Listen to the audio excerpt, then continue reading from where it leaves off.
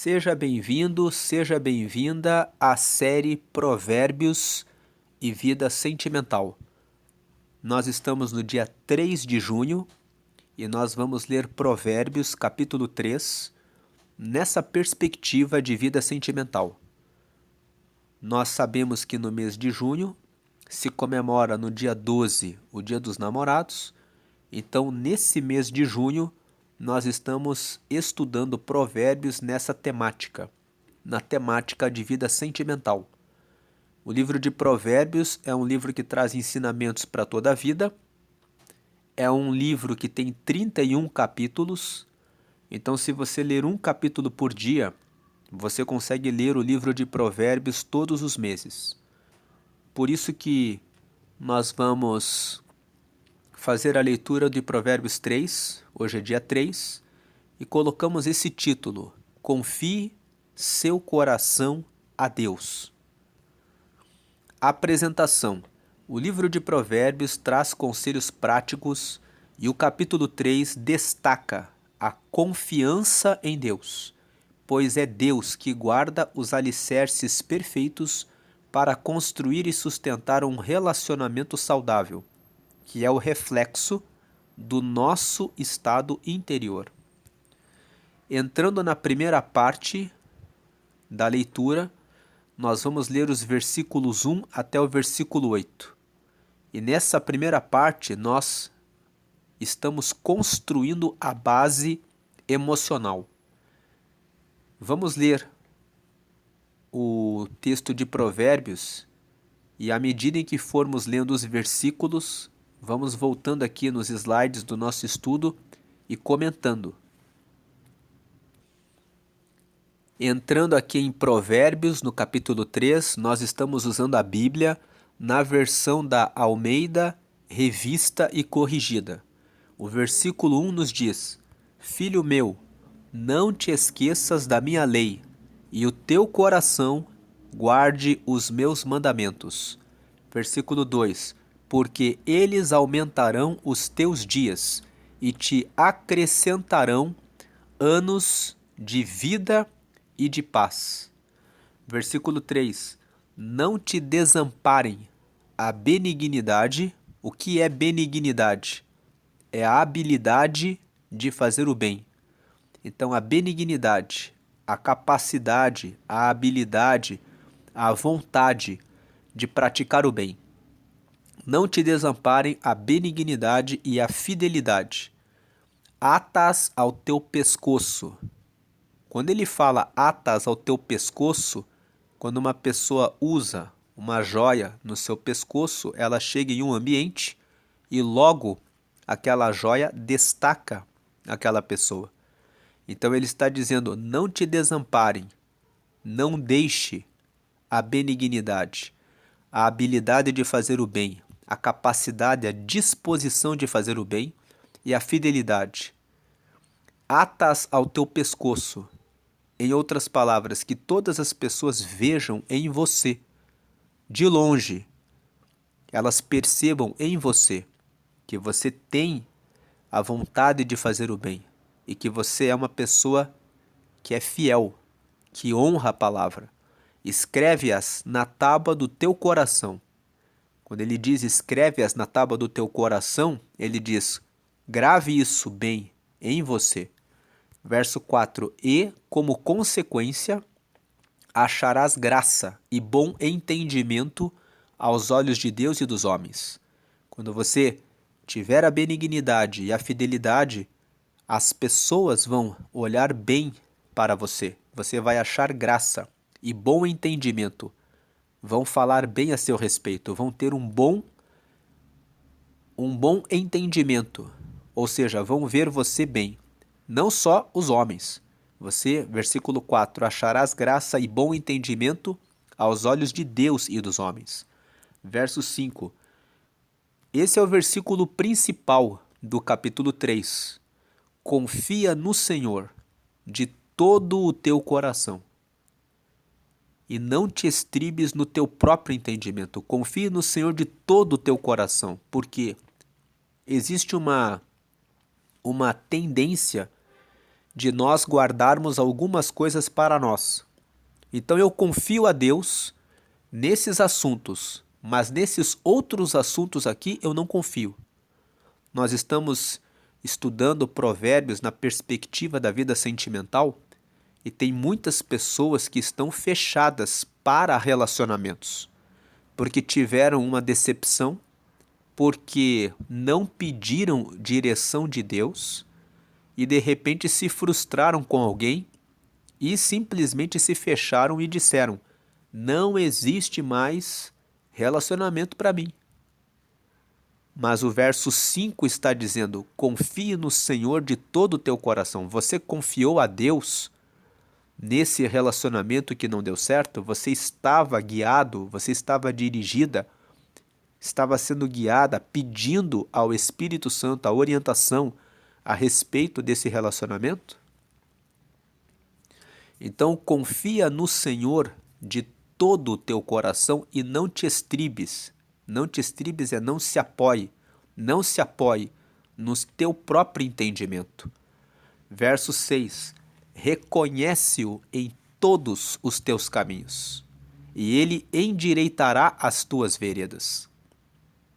Então veja, pode ser que algo deu errado, mas se você reconhece o Senhor em todos os teus caminhos, Deus pode endireitar as veredas. Deus pode trazer uma pessoa certa e você pode se abrir para ter um relacionamento. Deus não quer que você esteja só. Deus não quer que você viva só. Agora o verso 7. Não seja sábio a teus próprios olhos. Então não tire as suas próprias conclusões. Não diga: eu é que sei da minha vida. Teme ao Senhor. Temer ao Senhor significa ter muito respeito e muita consideração por Deus, a ponto de dizer: Deus, eu confio totalmente no Senhor. Então eu coloco todas as áreas da minha vida nas mãos do Senhor. Teme ao Senhor e aparta-te do mal. Afaste-se do mal. Verso 8. Isso será remédio para o teu umbigo. Então isso vai ser um remédio para toda a sua mente, para toda a sua alma, para todo o seu corpo. De repente, se a sua alma, seu coração, suas emoções precisam de tratamento, se você temer ao Senhor, começar a colocar essa situação diante de Deus e se afastar do mal, o que é o se apartar do mal? Às vezes, o se afastar do mal é se afastar daquela pessoa que é tóxica. É se afastar daquela pessoa que diz a você: você nunca que você vai conseguir se casar. Nunca que você vai ser feliz no casamento. Nunca que o teu marido, que a tua esposa vai mudar. Nunca que você vai ter felicidade na sua vida sentimental. Afaste-se das pessoas que julgam você pela sua aparência, pessoas que colocam você para baixo, dizendo que quem você pensa que é. Se afaste do mal dessas pessoas. Você não precisa, o melhor, nem deve andar com pessoas assim. O Salmo 1 fala que feliz é aquele que não anda no conselho dos pecadores e não fica sentado na roda dos escarnecedores. Saia dessa roda. Então, verso 8, isso será remédio para o teu umbigo e medula para os teus ossos. Então essa é a primeira parte, é construindo os alicerces, construindo as bases.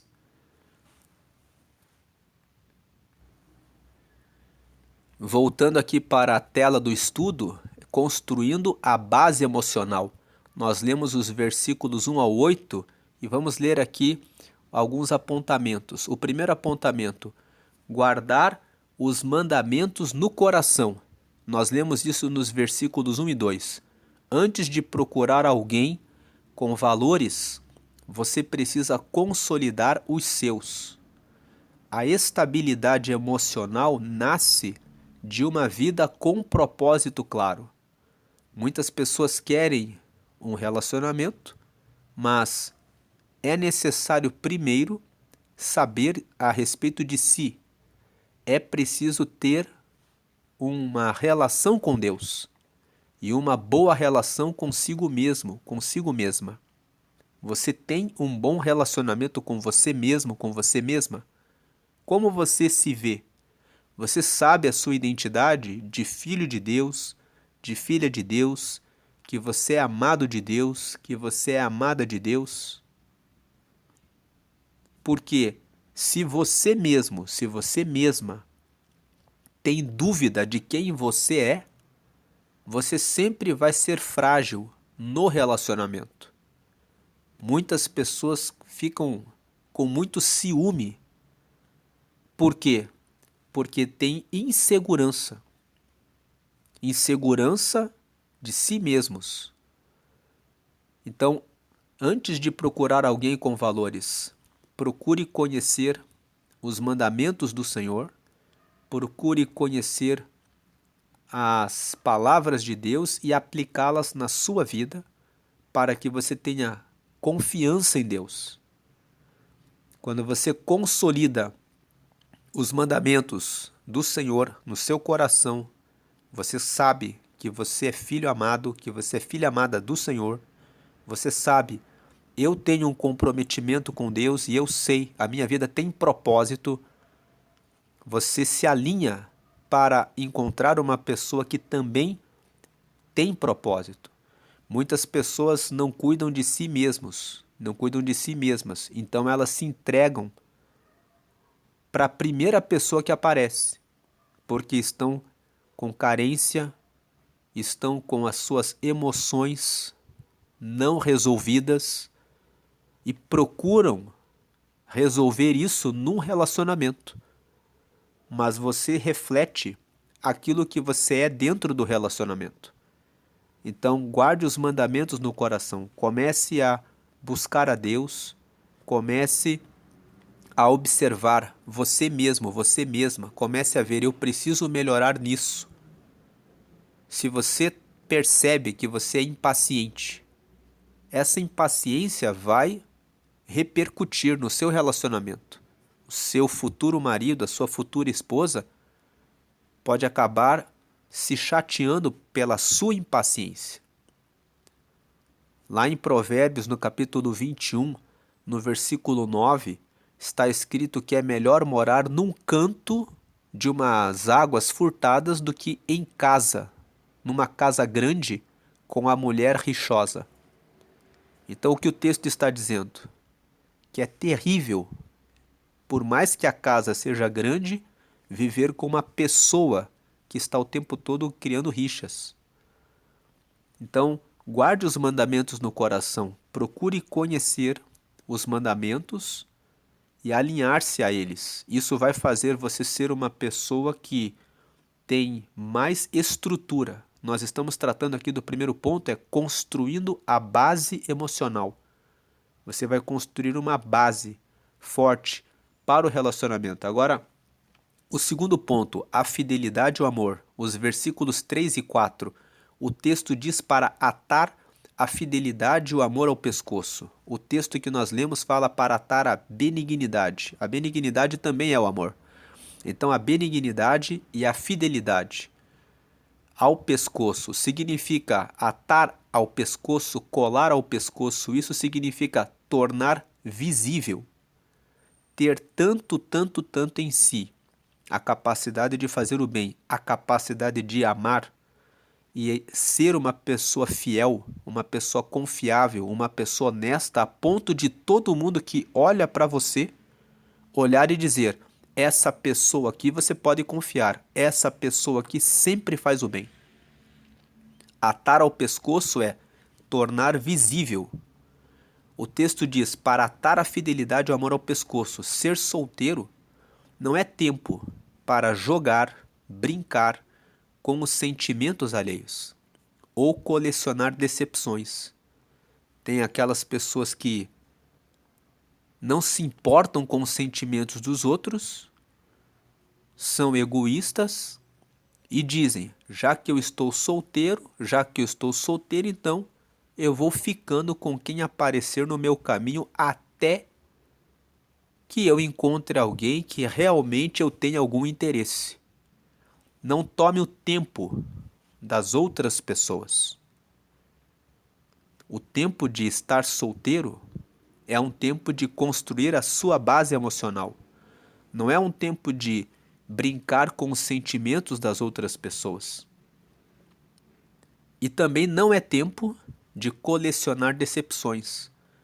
Aquela pessoa que diz: já que estou solteiro, já que estou solteira, então eu vou sair com quem aparecer, até eu encontrar alguém. E aí sai com uma pessoa, sai com outra pessoa e acaba sofrendo decepções.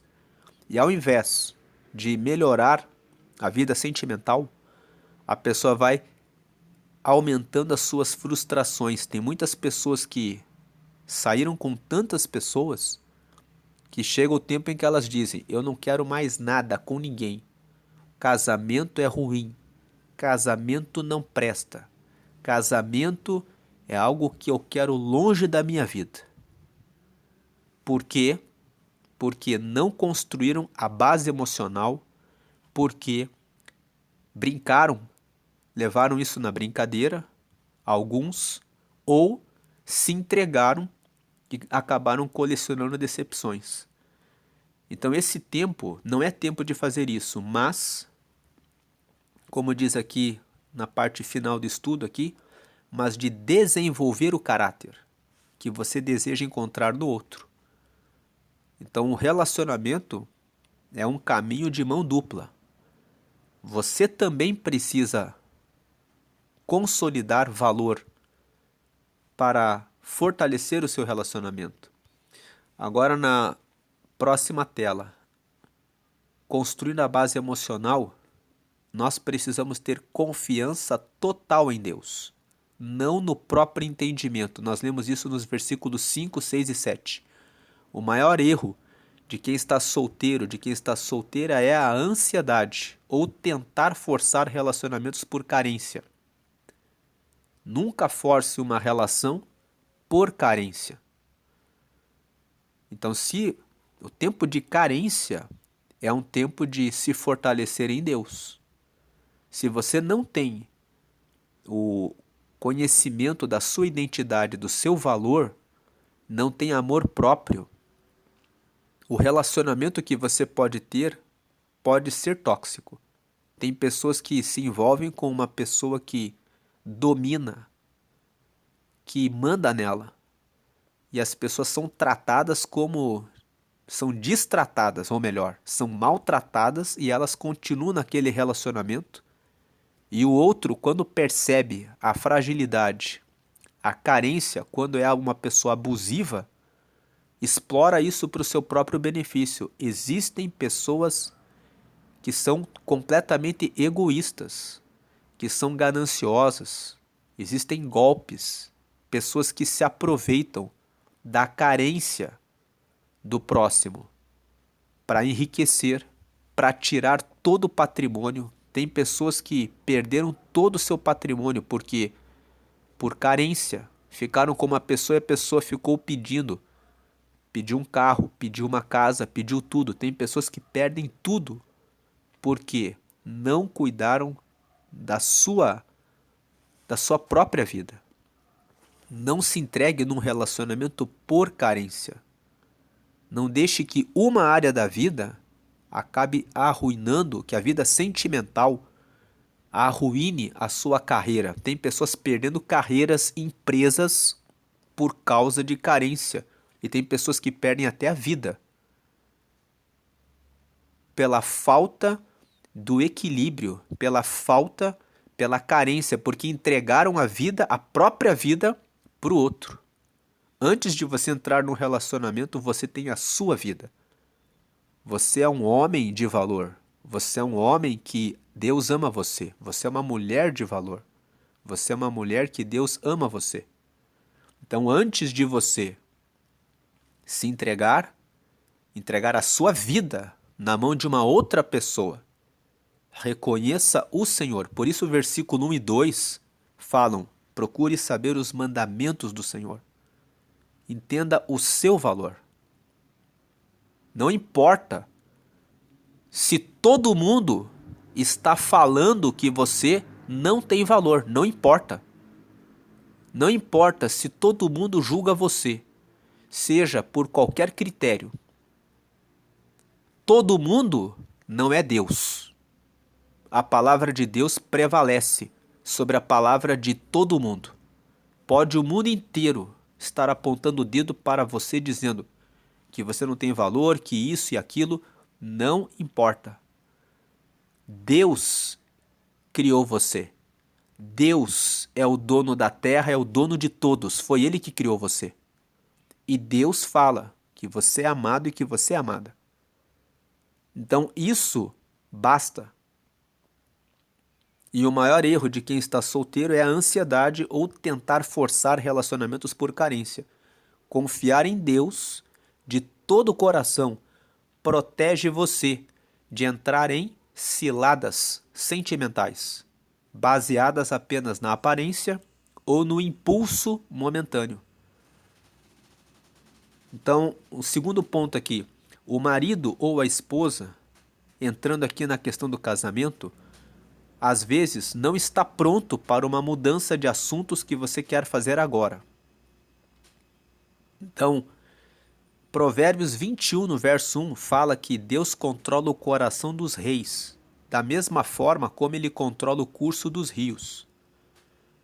Não se apoie só no seu entendimento. Evite as rupturas.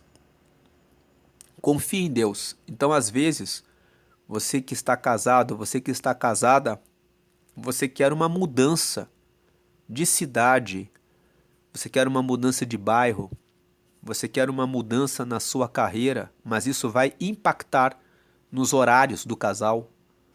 E às vezes você quer fazer isso para ontem, porque você não foi falando para o seu marido e não foi falando para sua esposa: olha, eu estou saturado desse trabalho, eu estou querendo mudar de área.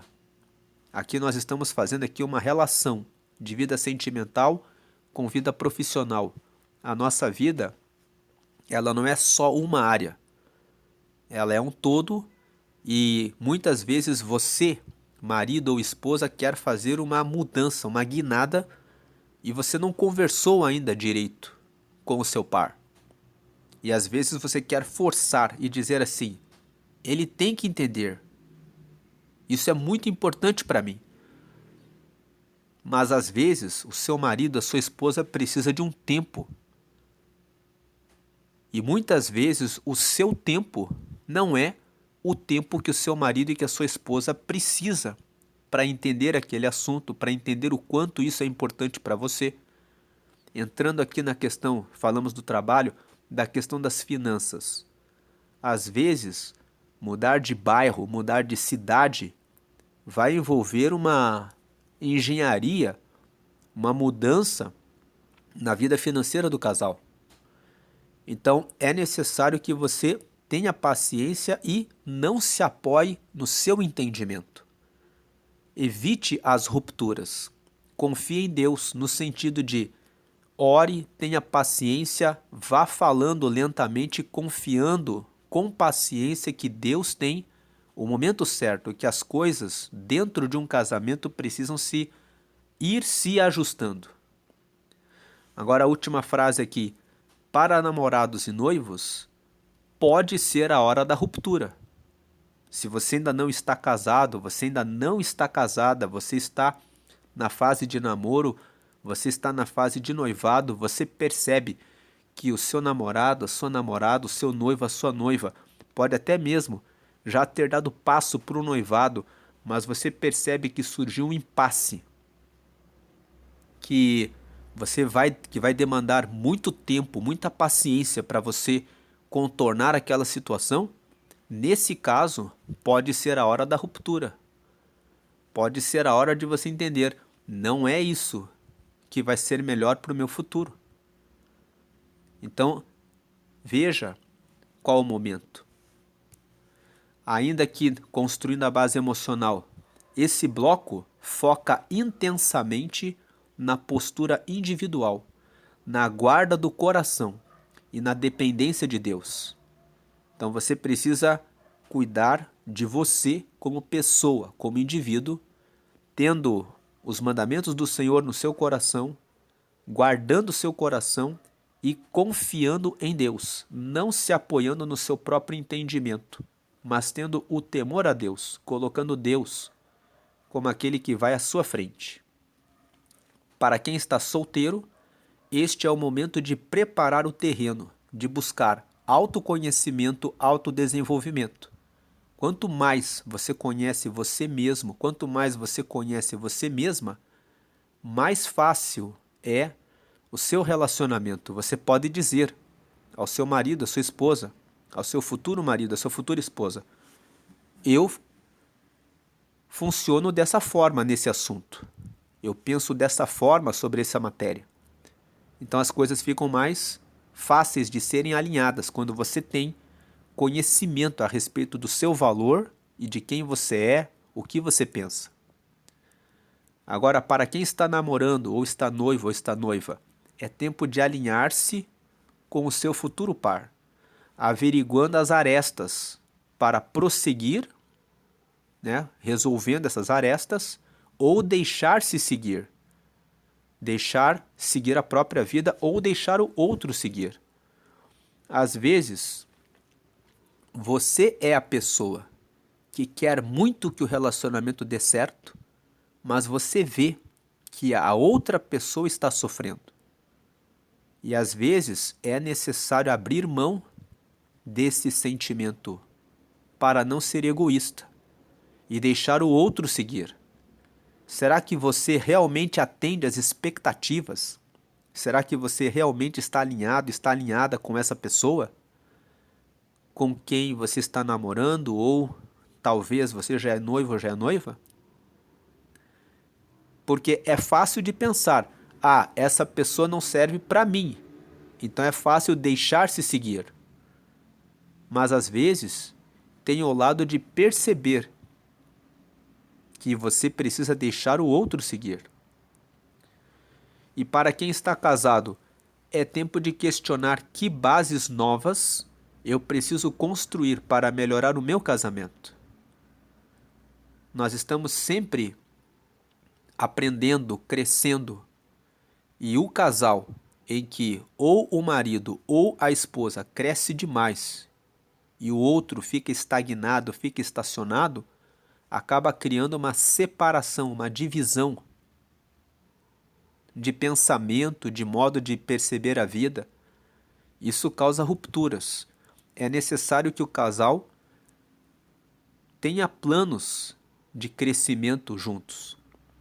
Então, cada qual precisa questionar de tempos em tempos quais são as bases novas, o que eu preciso melhorar para construir, para ajudar, para melhorar o meu casamento, e em que posso ser melhor para mim e para o meu par. Agora nós vamos entrar na parte 2, que é alinhando expectativas e finanças. Nós vamos ler os versículos 9 até o 18. Nós vamos primeiro para a Bíblia. Versículo 9. Honra ao Senhor com a tua fazenda e com as primícias de toda a tua renda.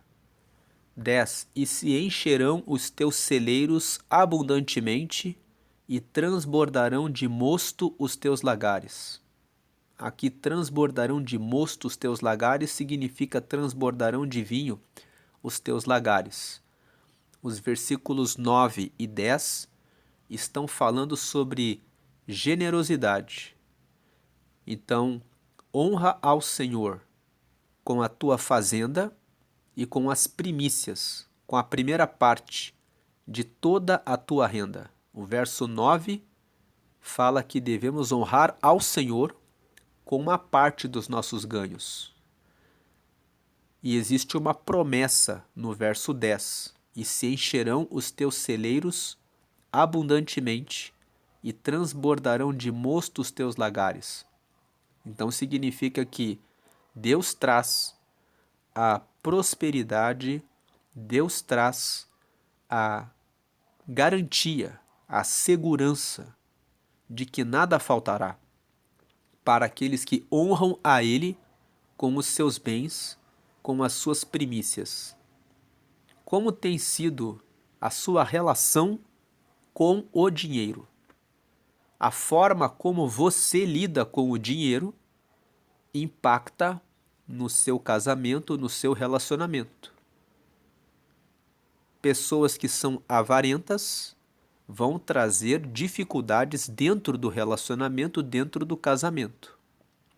Pessoas que esbanjam demais também vão trazer problemas dentro do casamento. E o versículo 9 e 10 trazem um ensinamento primeiramente individual, que você deve honrar ao Senhor com a tua fazenda e com as primícias de toda a tua renda. E o Senhor faz uma promessa de que é Ele que abençoará a sua vida. Guardando esse princípio de generosidade, esse princípio de entrega da sua vida financeira a Deus, quando honramos a Deus com as primícias de todas as rendas que temos, estamos dizendo que reconhecemos e confiamos totalmente nele. Estamos dizendo, eu confio no Senhor. Então, eu apoio todas as causas que são do Senhor, porque eu sei que o Senhor vai trazer tudo o que eu preciso. Agora, algumas pessoas barganham com Deus.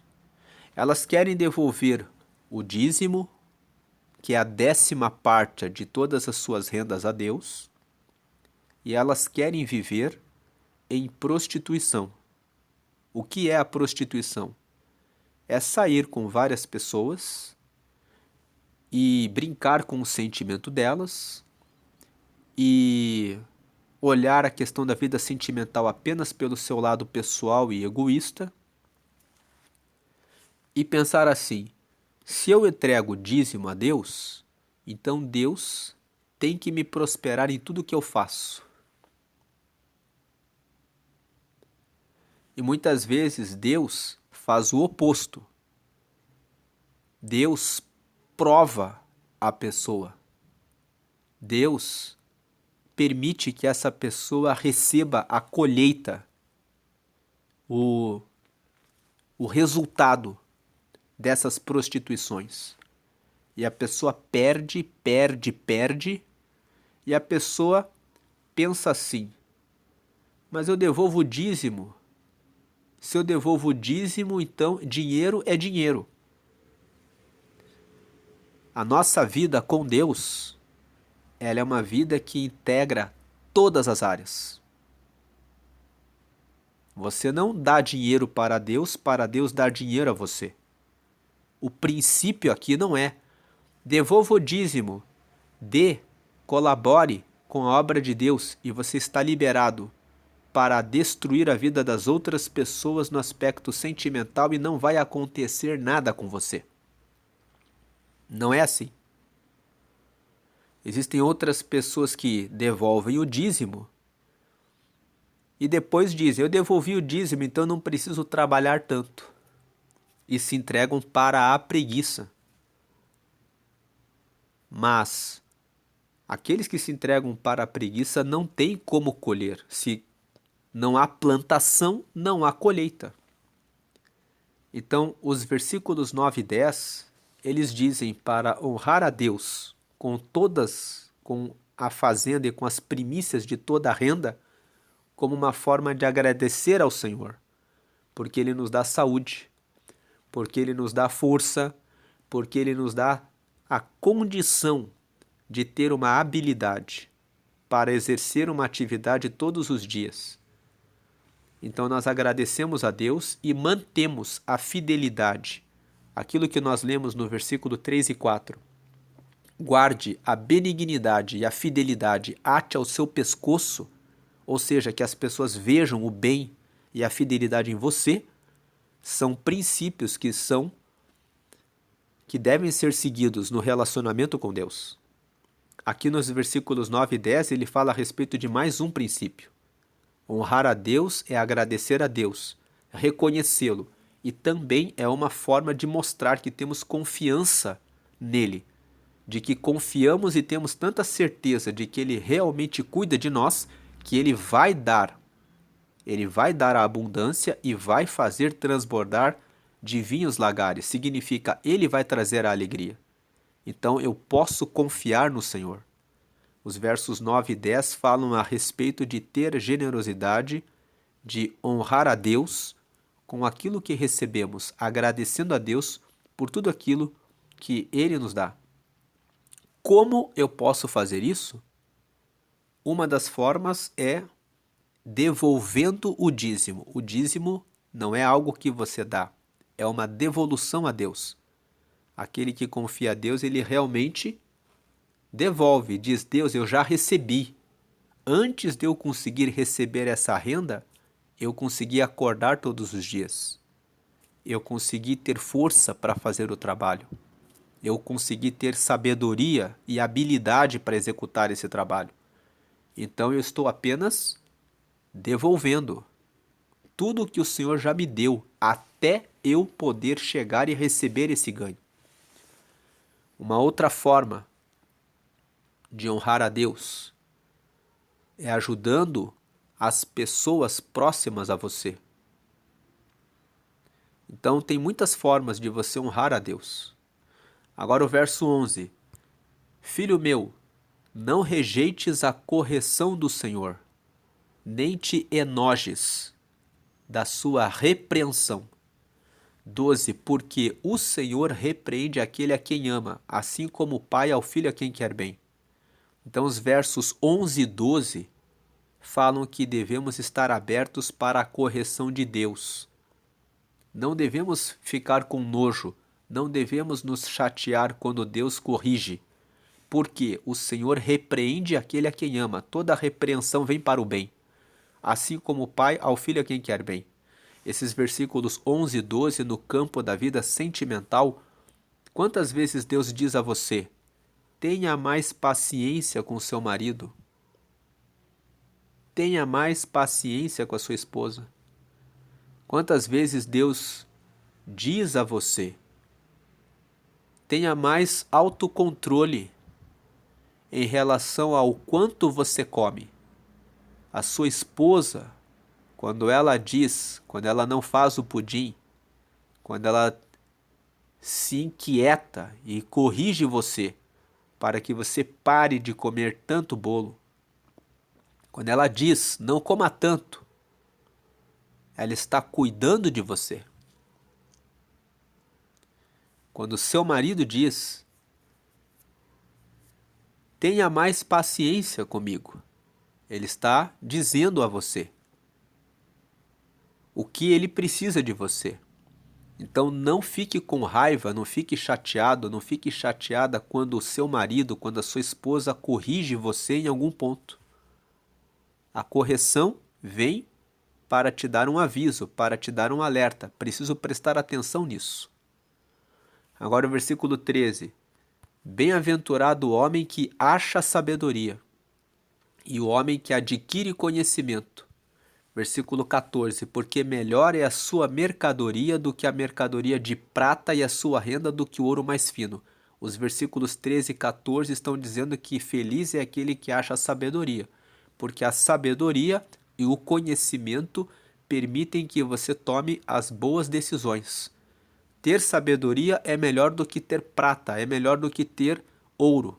Do que adianta dar uma joia cara para sua esposa depois de uma traição? Do que adianta dar dinheiro quando você está o tempo todo mentindo ou o tempo todo ausente? Então, a sabedoria, o cuidado com a casa, o cuidado com a família vale mais do que o dinheiro. Vale mais do que ouro e do que prata. Verso 15: é mais preciosa a sabedoria do que os rubins, e tudo o que podes desejar não se pode comparar a ela. Com a sabedoria, você resolve, decide tudo o que precisa ser feito para um bom relacionamento. Agora no versículo 16, veja: com a sabedoria, aumento de dias há na sua mão direita.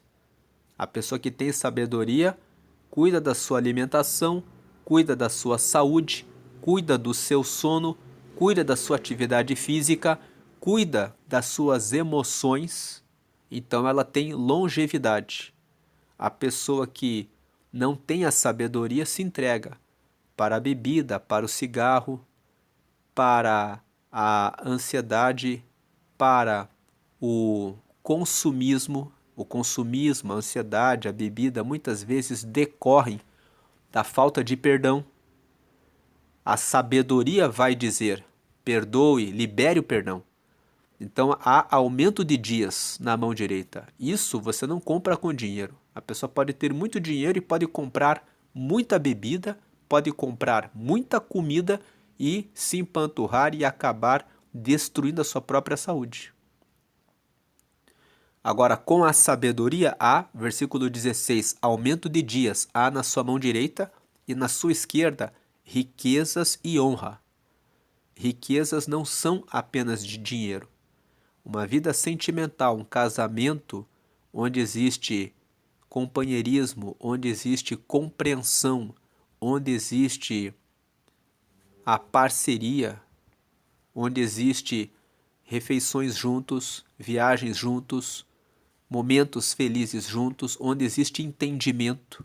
Isso é riqueza, onde existem filhos que são educados com o mesmo direcionamento. Isso são riquezas, riquezas e honra. Verso 17. Os seus caminhos, os caminhos da sabedoria, são caminhos de delícias, e todas as suas veredas trazem a paz. Versículo 18. É árvore da vida para os que a seguram, e bem-aventurados são todos os que a retêm.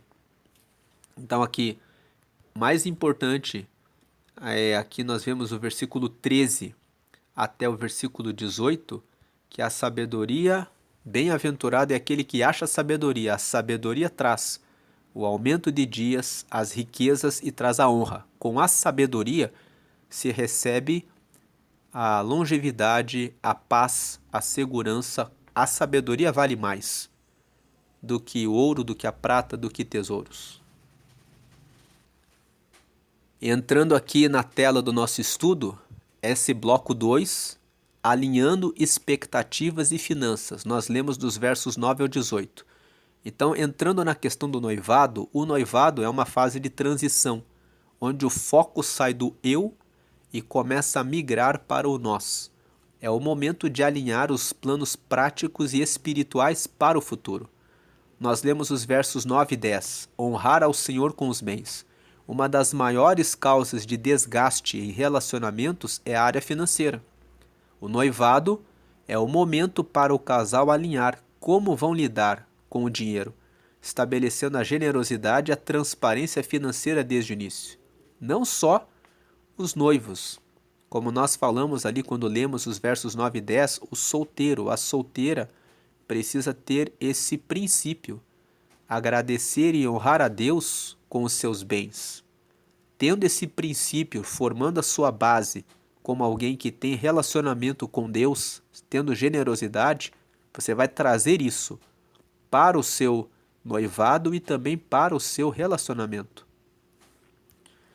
Agora aqui a segunda parte, aceitar a disciplina e o ajuste. Nós lemos os versos 11 e 12. Os noivos começam a colidir em suas diferenças. O texto lembra que a correção, o ajuste de convivência é prova de amor. Aprender a ouvir o outro e ceder no noivado evita grandes crises no casamento. Como nós falamos ali, não te enojes da repreensão do Senhor. Às vezes Deus diz a você, corrija-se nisso, ouça a Deus. E quando seu marido, quando a sua esposa, quando o seu noivo, a sua noiva, seu namorado, a sua namorada está falando para você a respeito de um limite dele, a respeito de um limite dela. Preste atenção. Não fique chateado, não fique chateada. Você está num relacionamento. No relacionamento não é só você. Senão não é um relacionamento ou é um relacionamento tóxico.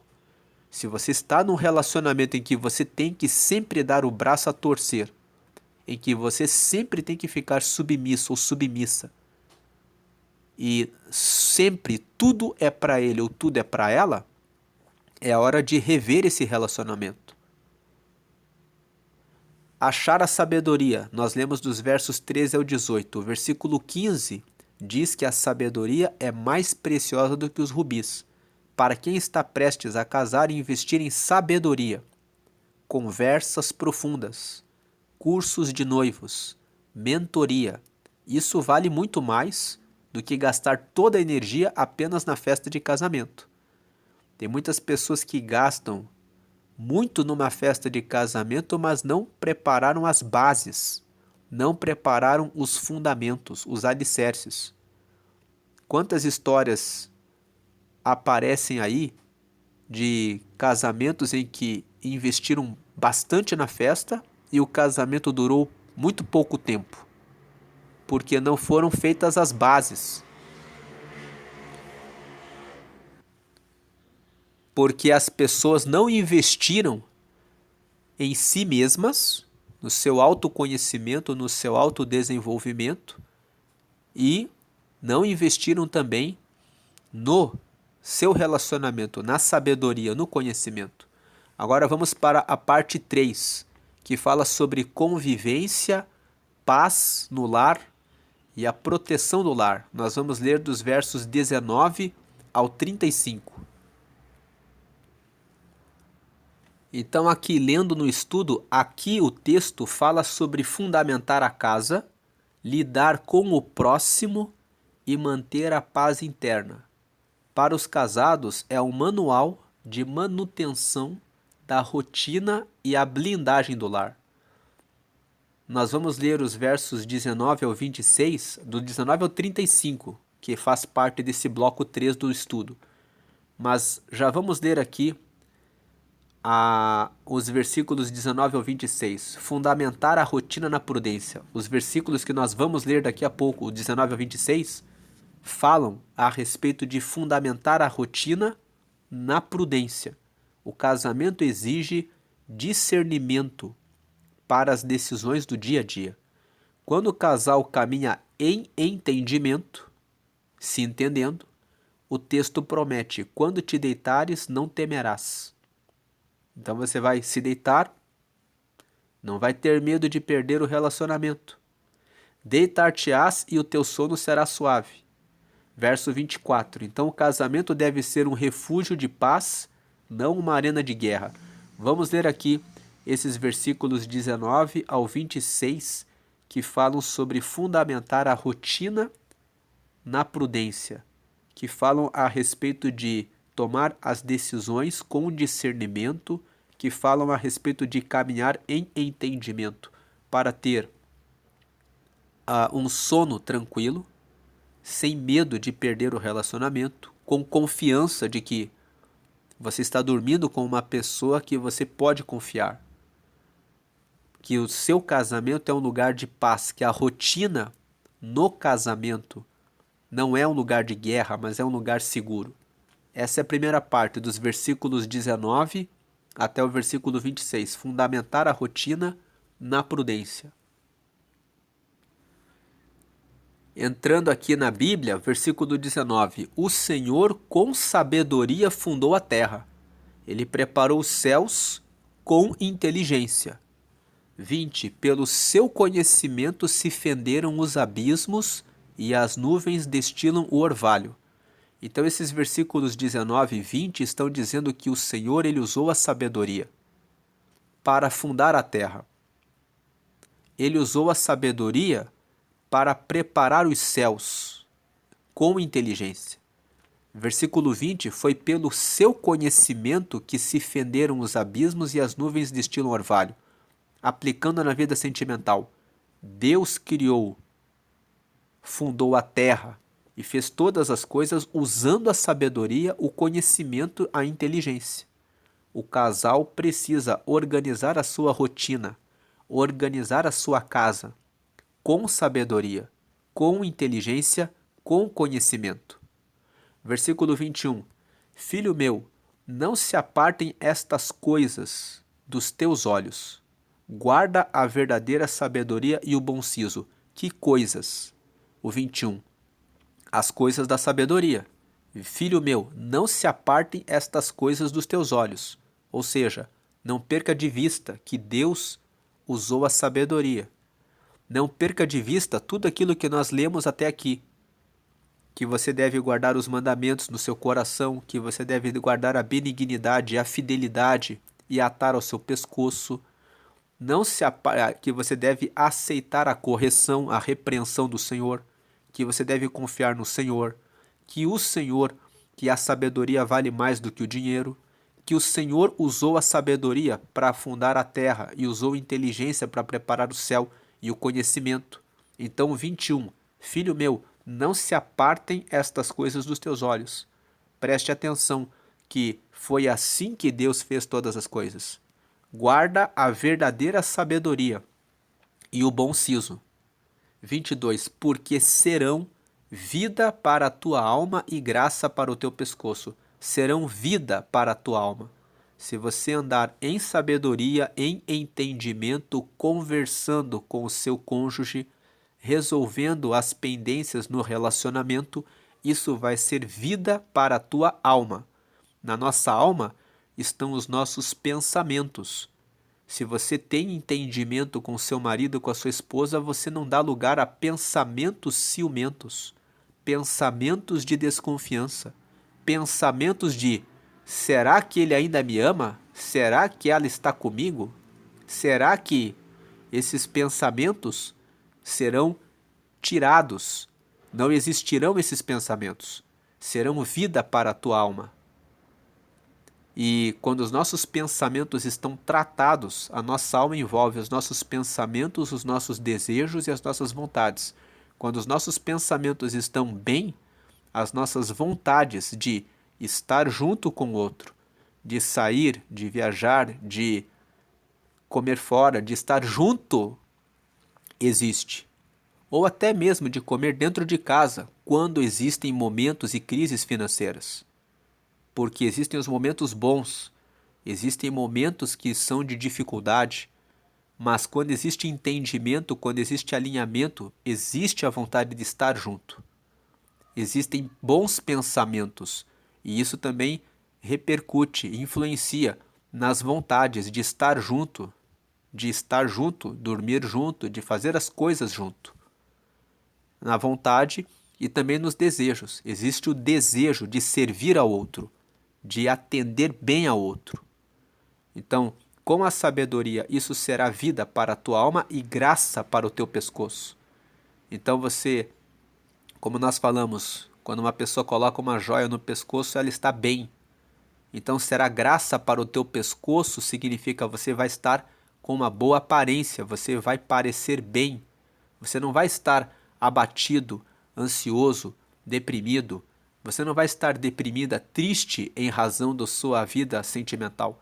Você vai estar com a graça no teu pescoço, significa vai estar alegre, vai estar bem nessa relação.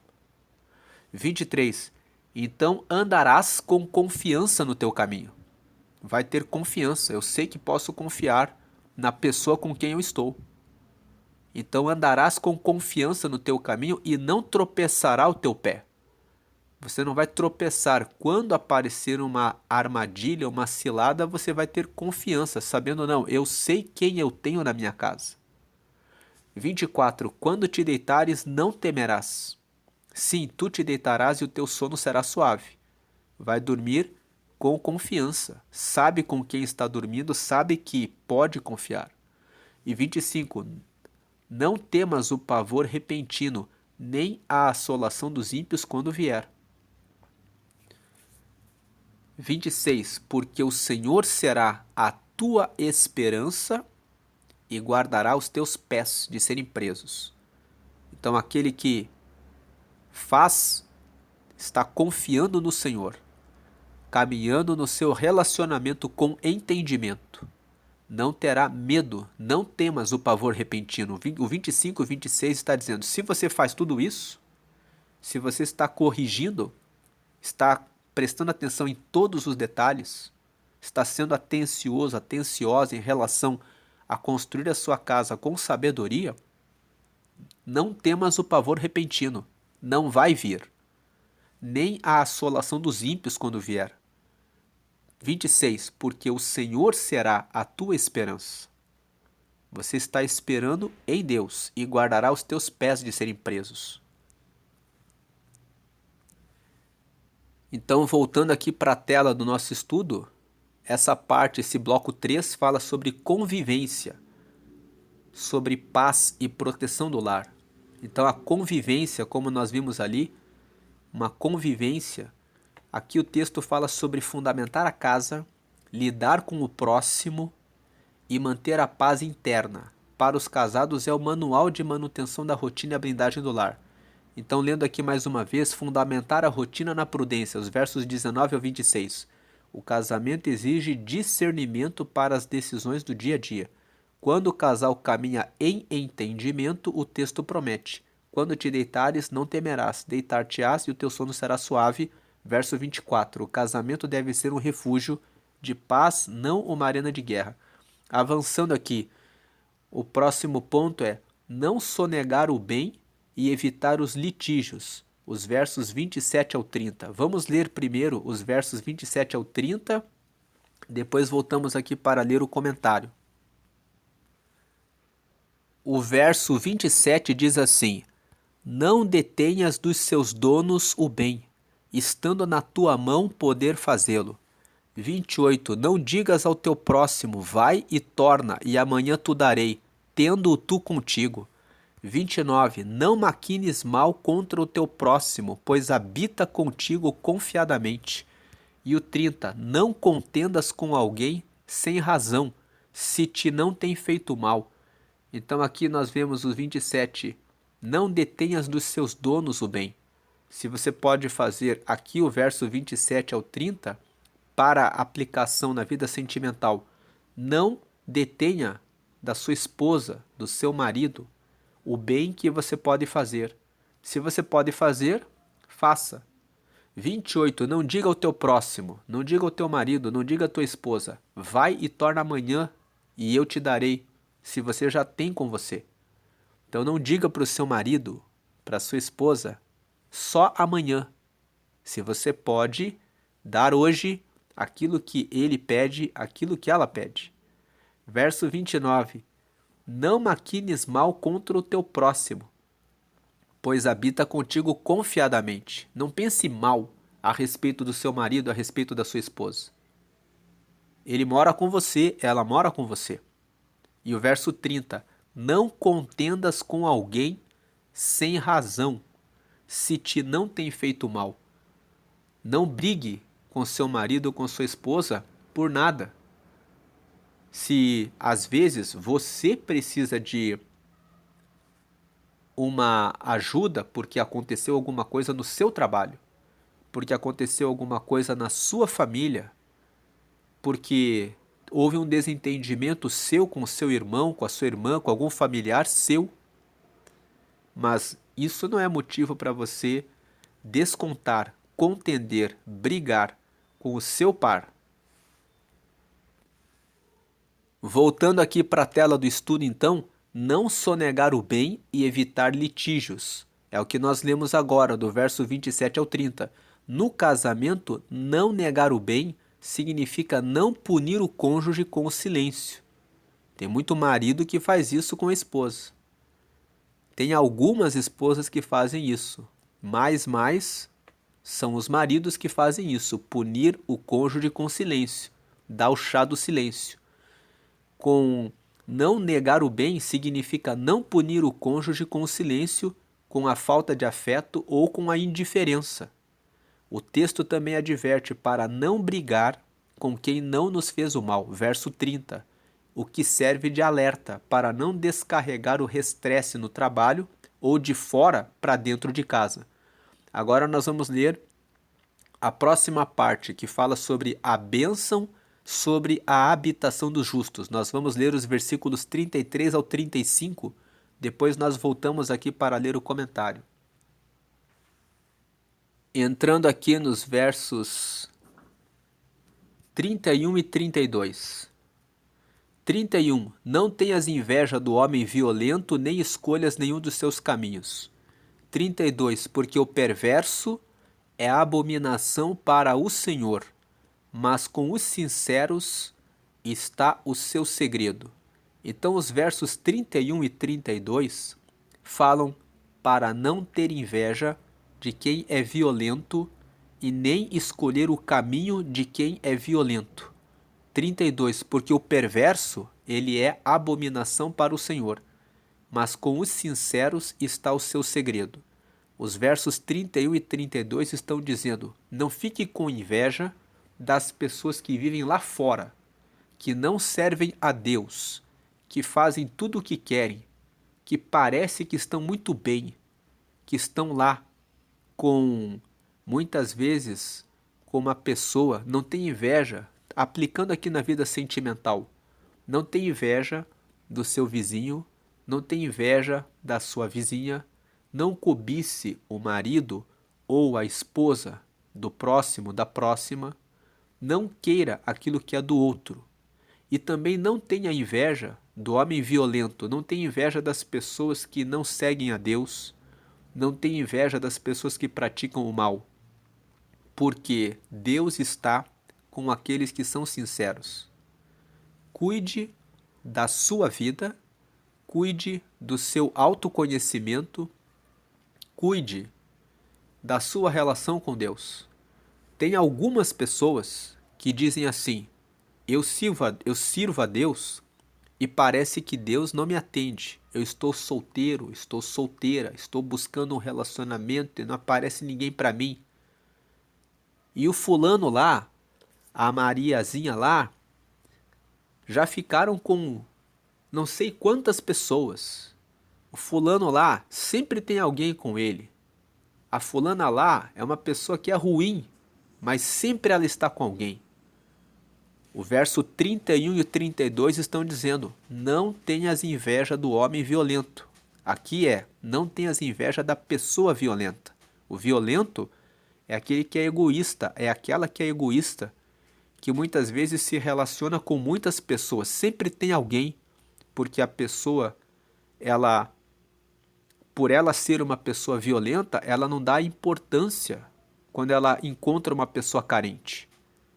Da mesma forma que tem a pessoa que é violenta, que é o dominador, a dominadora, a pessoa narcisista, a pessoa abusiva, o abusador, existe a vítima. Existem as pessoas que estão carentes e que aceitam ficar com essas pessoas narcisistas, violentas, que abusam, que agridem, porque essas pessoas carentes ainda não encontraram a sua identidade. E às vezes, quem está de fora olha para essas pessoas e fala: aquela pessoa não respeita ninguém, não honra ninguém, trata mal todo mundo, mas sempre tem alguém. Não olhe assim. O 31 e 32, não tenhas inveja do homem, da pessoa violenta, nem escolhas nenhum dos seus caminhos.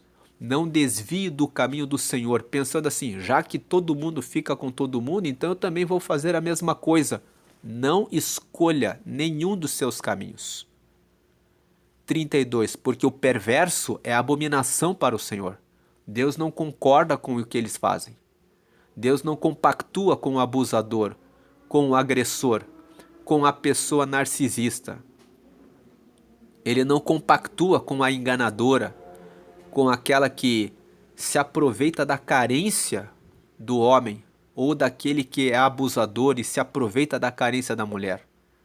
O perverso é abominação para o Senhor, mas com os sinceros está o seu segredo.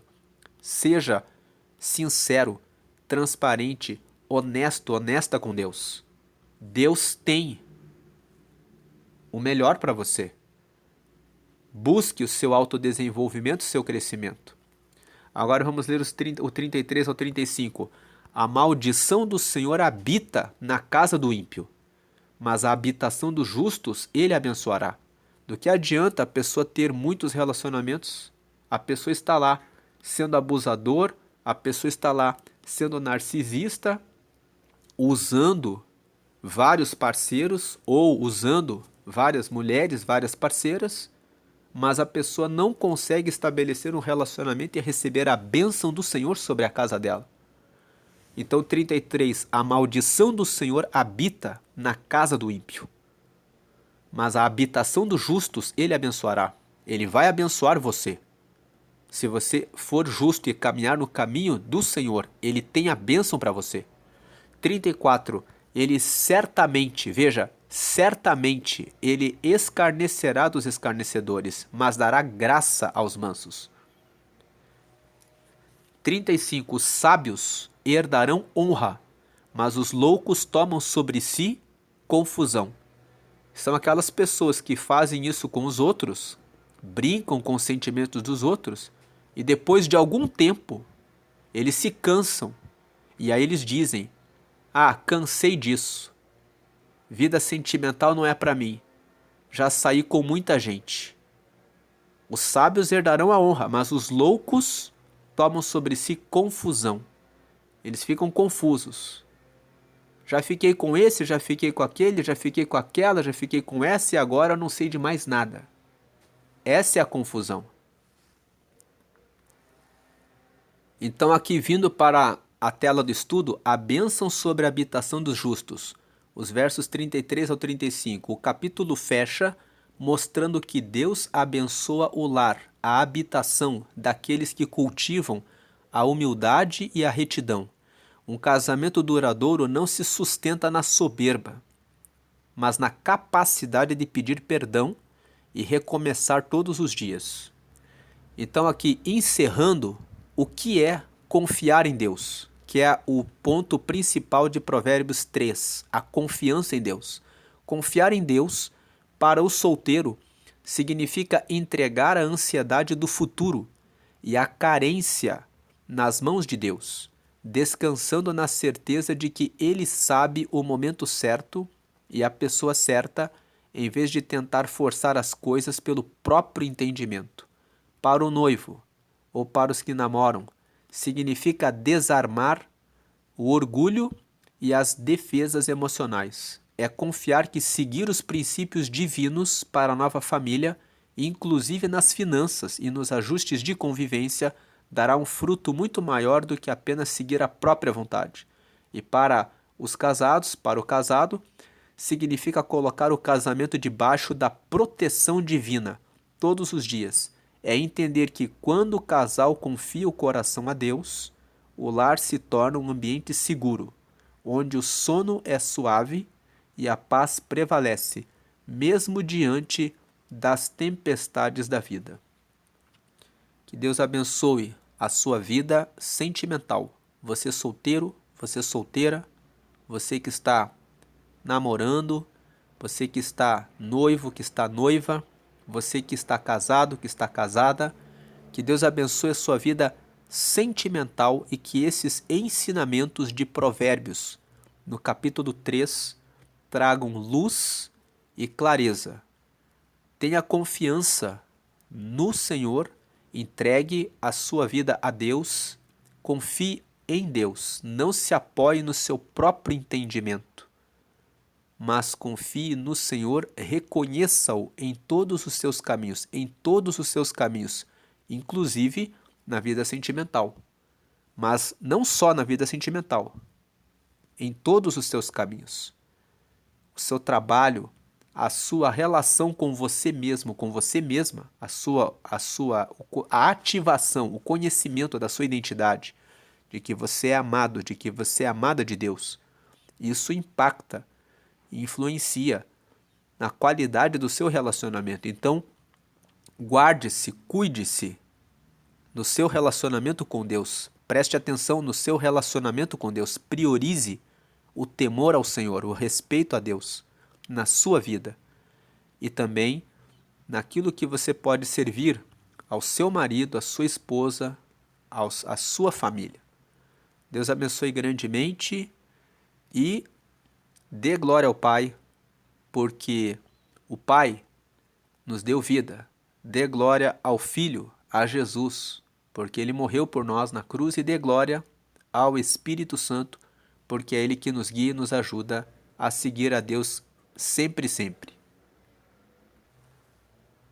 Agora quero fazer um apelo a você que de repente está pensando como começar um relacionamento com Deus.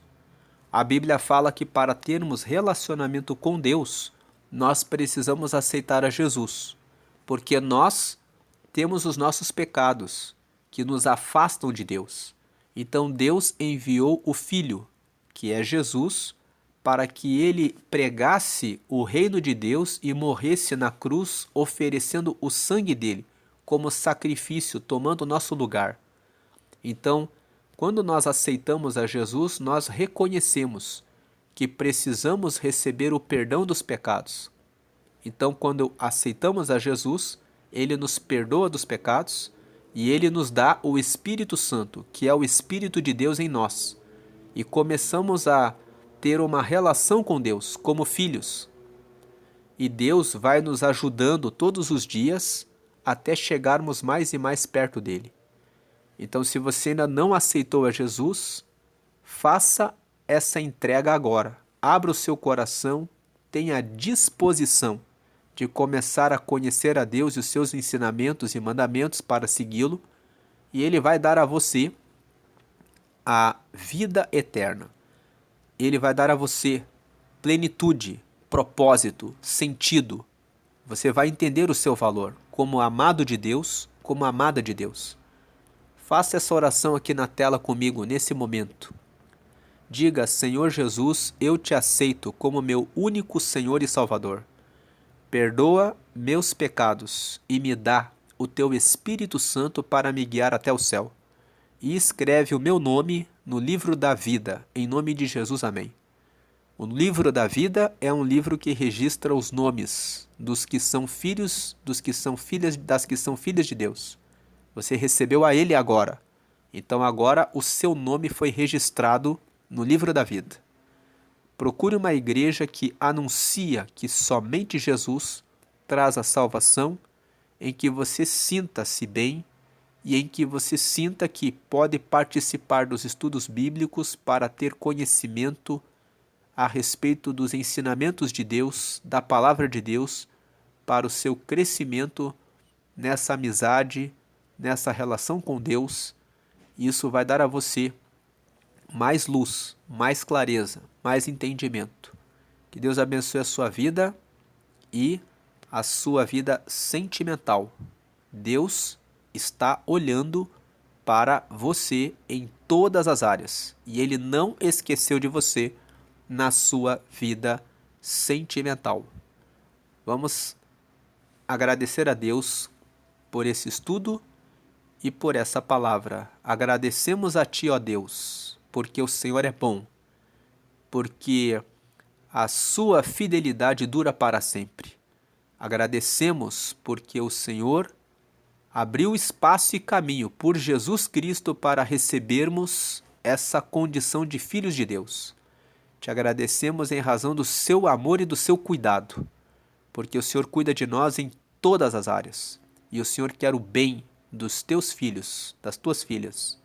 E te agradecemos e pedimos que o Senhor abençoe aos solteiros, aos que estão namorando, aos que estão noivos e aos que estão casados.